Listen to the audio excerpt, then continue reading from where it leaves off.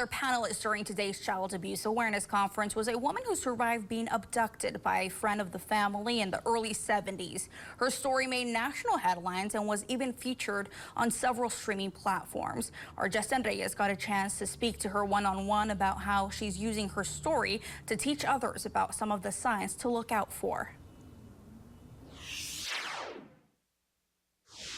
Jan Broberg is a survivor of child abuse. Because all the members of my family experienced harm and trauma.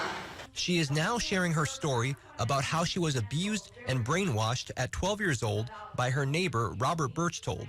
He kidnapped me, severely sexually abused me, and psychologically tortured me over a 4-year period of time.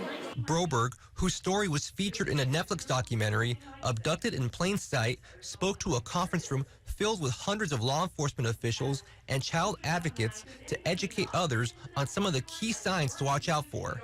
You know, maybe you're a part of a sports team or a gymnastics team, somebody that you affiliate with often, that you trust and you already love. Those people are usually the ones who end up abusing, you know, your children. Since it can be difficult to spot some of the signs of abuse, Broberg believes it's important for the adults to identify some of the unusual behavior that a child might display. Notice how they are acting around certain people, because often they do not come out with it. They do not tell. They are keeping a secret. So if their behavior starts to be more secretive, if they become more isolated, if they lose their friends at school, or they don't want to do the activities anymore, if they start to close in on themselves, that's a really big sign. Broberg has created the Jan Broberg Foundation, which is an online community meant to help survivors that are thriving, which she calls Thrivivors, so that she can help others with the healing process.